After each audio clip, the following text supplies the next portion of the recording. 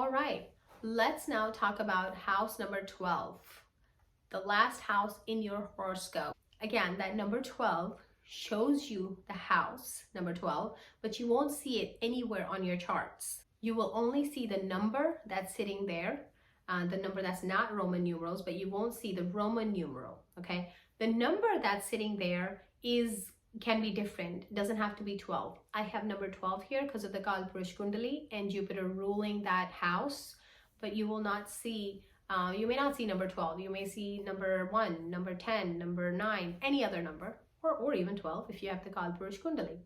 So let's talk about the characteristics of house 12.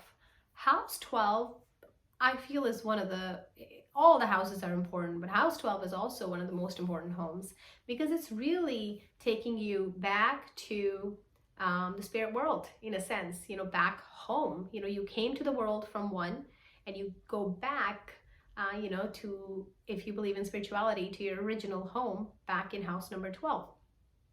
So what is house number 12? House 12 is a house of moksha, liberation. This is where you see liberation, okay? This is where you see isolation. This is where you see detachment from society, okay? House 11 shows a little bit of that detachment when it comes to Saturn-like qualities, but 12 is more a detachment.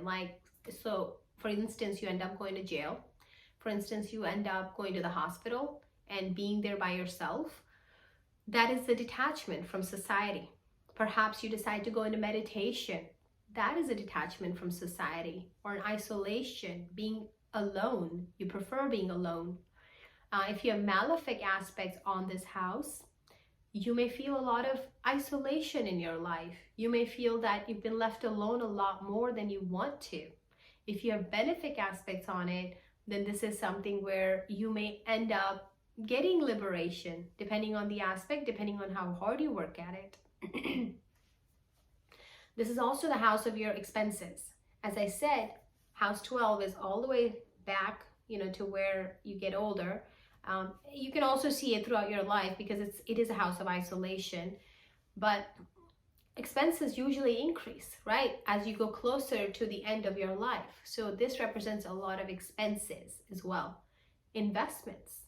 How good your investments end up being is also seen from this house, because you reap your investments as you get closer to the end of your life. So you make the investments, say in house 5, your speculative behavior, again, basis on the malefic and benefic charts that you have, but then how well do you reap the results of it, seen from house number 12. It also represents your feet. House number 12 represents your feet. I've seen this in some of the horoscopes of some of the older people. They have complained about burning, itching sensation at the bottom of their feet.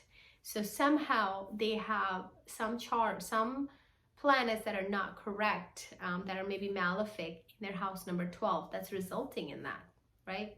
So you can see a lot of those things from house number 12. Watch my other videos on Jupiter in house 12, Mars in house 12, etc. That would really give you a lot of more feedback on what your planets are, but this is to give you an idea of what house 12 is. We do personal consultations, so reach out to us. We'd love to help you.